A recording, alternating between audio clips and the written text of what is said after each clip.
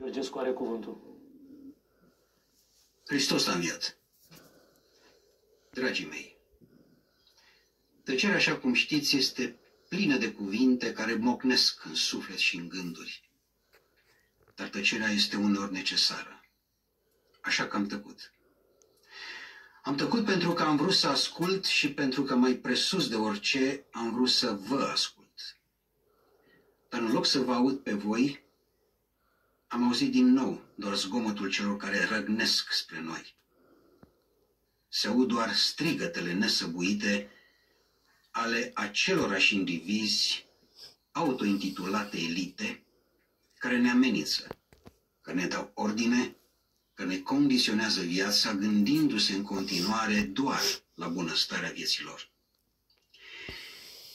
Ei vor o viață bună pentru ei, pentru ai lor, dar nu vor o viață bună și pentru restul. Nu ne vor egali. Nu au nevoie de egali.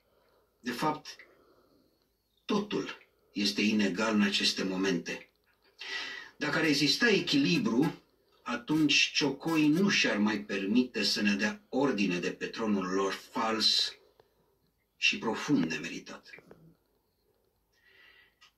Trăim într-o falsă meritocrație în care cei nedemni primesc totul de-a gata, deși nu li se cuvine. Cum?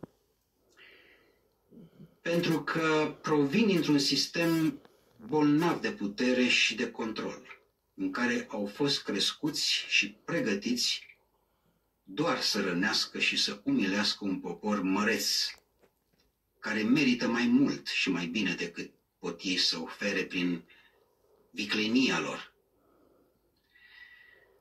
În timp ce tristețea macină în special zona rurală și bunicile cârpesc aceiași vechi pantaloni ai celor mici abandonați de părinții plecați la greaua muncă de peste hotare, de peste hotarele sufletului. Am văzut cu consternare cum zilele trecute unii produceau zgomotul ridicolului, cerând blugi, banane și vacanțe scumpe în străinătate. Foarte bine să fie. Și blugi, și banane, și vacanțe, dar în același timp să fie și pentru cei care nu-și permit o pereche nouă de blugi, de fructe exotice. Nu am ce să mai comentez. Atâta timp cât sunt încă copii care mănâncă zilnic doar cartofi fierți, uneori nici pe aceea.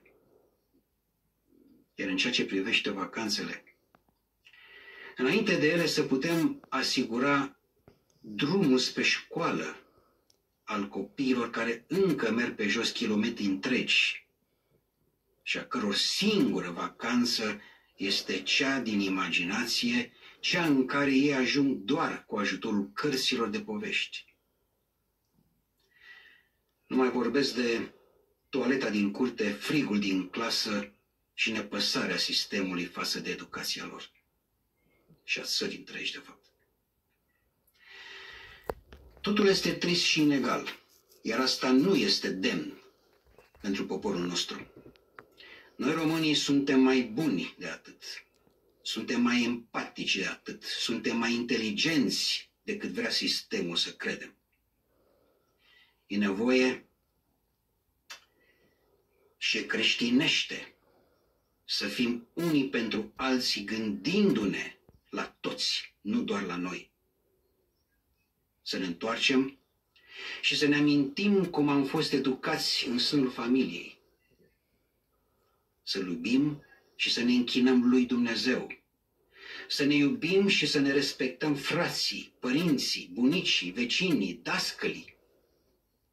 Pare că vremurile în care trăim sub controlul diabolic al pseudo-elitelor ne-au rupt din suflet bucățile care ne țineau uniți și care ne dădeau tăria de a înfrunta orice provocare.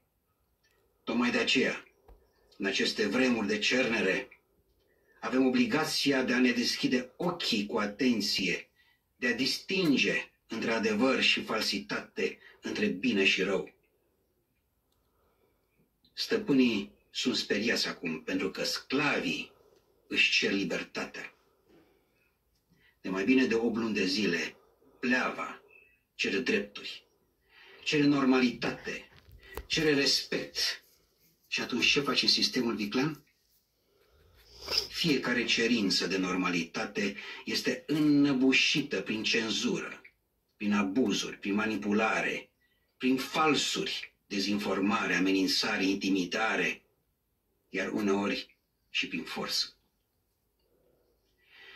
Cei care nu sunt de acord cu sistemul sunt numiți extremiști și Pleava societății. Extremiștii nu vorbesc despre pace, despre iubire și despre Dumnezeu. Așa că întrebarea pertinentă este: cine și ce sunteți voi, cei care ne numiți așa? Pentru că pare că de fiecare dată când pronunțăm aceste cuvinte, pace, iubire, Dumnezeu, asistăm la exorcizarea voastră. Revin la voi, dragii mei, și vă spun ceea ce bunul vostru simț deja v-a semnalizat, și anume în aceste momente trăim adevărata încercare a credinței. În aceste zile, puternici sunt cei care rămân drepți precum stejarul. El stă neclintit în fața furtunii care se abate și știe că trebuie să reziste, pentru că furtunile trec și astfel el dăinuie timp de veacuri, demn și încrezător în propriile rădăcini. Așa este și neamul nostru, puternic precum stejarul, pentru că neamul și stejarul au aceleași rădăcini sacre.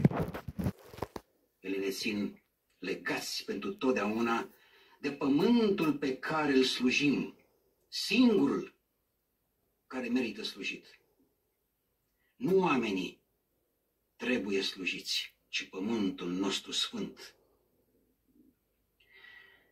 Să dovedim în zilele care vin că suntem puternici, uniți, și că suntem stăpânii propriului nostru destin. Nu ne vom pierde sufletele, nu ne vom pierde țara. Ne știm rădăcinile, ne cunoaștem puterea, suntem urmașii celor demni care au luptat în fața nedreptăților. Suntem urmașii celor credincioși care au biruit, chiar dacă lupta nu a fost nici ușoară și nici dreaptă. Înțelept este ca noi să fim drepți și să fim statornici. Adevărul a fost din totdeauna viu și el a înviat poporul nostru.